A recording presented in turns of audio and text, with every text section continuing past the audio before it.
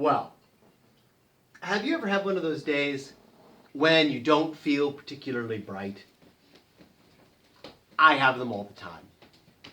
Well, if you've ever felt that way, this is a story for you. Now, it's a story about three brothers. The oldest brother, his name is Tom. And Tom is tall and strong and incredibly handsome. Kind of like me. All right, fine. The second brother, his name was Will. Will was also pretty tall. He was relatively strong. He was pretty good looking. Okay. And then there was the youngest brother. He wasn't particularly tall. He was not really strong, no. And, no one had ever in his entire life called him handsome. And his name was Dummling. And I gotta tell you, they called him that for pretty good reason. He was not the brightest bulb on the Christmas tree. He was not the sharpest knife in the drawer. Now, one fine sunny morning, it was time to go cut firewood. And Mama, she looked at Tom and she said, "Tom, honey, it's time to go cut firewood. I'll pack you a lunch." Now, Mama really liked Tom a lot. So she packed him a glorious lunch. What about you? What kind of lunch would you have if you were going to get the best lunch ever packed for you? I know what I'd say. A couple of slices of good fresh sourdough bread, nice big stack of roast beef, tomatoes, provolone cheese, good stone ground mustard. That's good stuff. Well, Tom, he headed out in the woods. He sat down on a log and he got ready to eat his lunch. And all of a sudden he heard a voice. "Hello!" There standing next to him was a little tiny man in a red suit with a red pointy hat. And the little man, he says, "Excuse me. Hi. Say, I'm awfully hungry. I haven't eaten in days. I don't suppose you'd share your lunch, would you?" And Tom said, "No way. Why would I share with you? Get out of here." The little man was gone.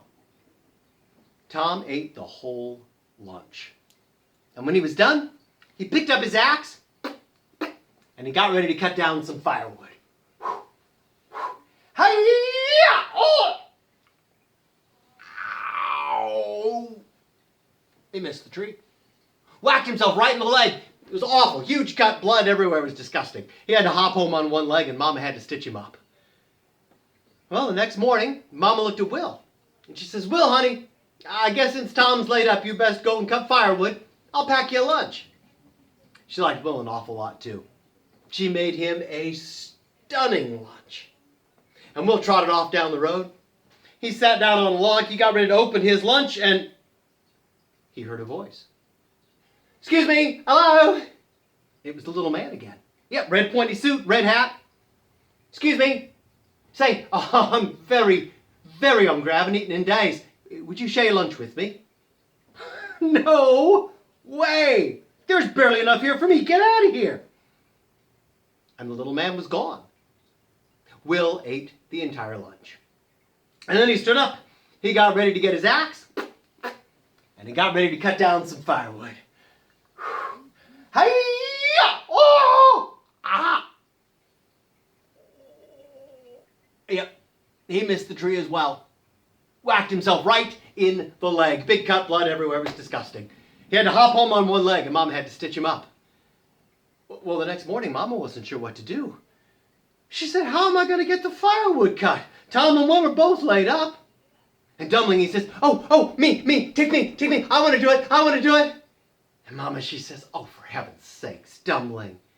If your brothers hurt them that bad, think what could happen to you." "Come on, Ma, please, I want to go cut firewood." "Fine, I'll make you some lunch." Now, nobody thought much of Dummling. So Mama scraped together some stale bread and some moldy cheese. And she put that in a bag. And Dummling trotted off down the road as happy as could be. He got out to the woods, he sat down on a log, and he got ready to eat his stale bread and moldy cheese. And he heard a voice. "Hello? Excuse me?" There was that same little man with the red suit and the red pointy hat. Excuse me? Yeah, down here. I'm sorry, but I'm very, very hungry. I haven't eaten in days. Would you share your lunch with me? And Dummling, he said, well, I haven't got much, but yeah, you're welcome to share. And Dummling reached in the bag to pull out his stale bread and moldy cheese, but instead he pulled out a great big bucket of fried chicken and mashed potatoes and gravy and biscuits and a 7-layer chocolate cake. And they had lunch. And when they had eaten the whole lunch, the little man, he looked at Dummling and he said, thank you so much, Dummling. It's the best lunch I've had in ages. Now, I tell you what. You cut down that tree right there. And whatever you find at the roots, you keep for yourself. And the little man disappeared. Well, Dummling, he got ready to cut down that tree. He'd seen his brothers do this plenty of times. He bent down and picked up the axe. Oh! It was a lot heavier than his brothers made it look. With one swing of the axe, the tree went kabonk. And Dummling got down to look at the roots. And there in the roots, he found it. A goose. And not one of them ordinary old obnoxious Canada geese. No siree. This goose, it had feathers made of solid gold. Dummling was so excited as he headed off down the road with that. He figured his mom would be awful proud of it. Well, he came past a farmhouse. And upstairs there was a couple of sisters looking out the window. And one girl, she says to the other, she says, oh, sis, look at that. That boy, he's got him a goose with feathers made of solid gold. Wouldn't one of them feathers look pretty in our hats? Come on, we got to go get one. And the girl, she crept quietly up behind Dummling. And she reached out. Oh dear. Oh dear, she couldn't let go. She found herself stuck to the goose. Help! Help! Somebody help! Her sister came running out, and she grabbed onto her, but she found herself stuck as well. No matter how hard she pulled, she couldn't let go. Both girls were crying and screaming out for help. Poor Dummling had never been this close to a girl before in his entire life. He decided to pretend like they weren't there. As they went stumbling down the road together, why their father saw them, and he came running up from the fields, and he grabbed onto one of the girls, but he found himself stuck as well. They came around the corner past the blacksmith shop, and the blacksmith dropped his hammer and came running up to grab on, only to find himself stuck. They rounded and went past the church, and the pastor came running out to see what all the commotion was. He grabbed onto the blacksmith, only to find himself stuck. As they came past the edge of town, they went past the butcher and the baker and the candlestick maker.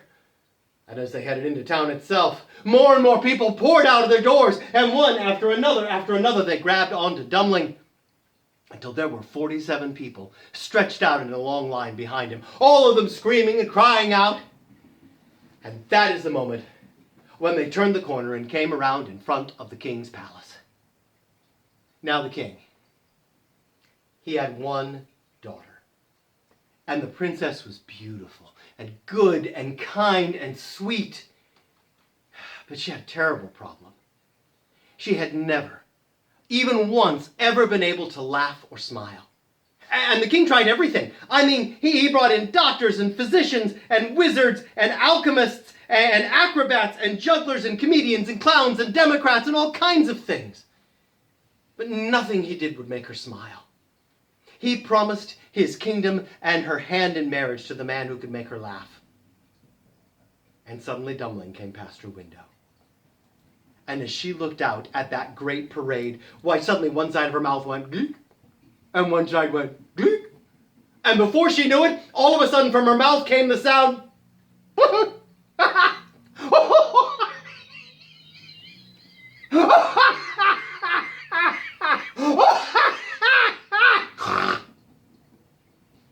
And the moment the laughter escaped her lips, the spell was broken and everyone was able to let go. And the king and the princess came rushing down to the street, and the king said, "Who has done this? Who has saved my daughter from a terrible affliction? And Dummling, he said, what is it, me? Do I get to marry the girl? She's awfully pretty. And Dummling and the princess were married that very day. And they lived very happily for many years, because Dummling knew how to make his wife laugh. And that is the story.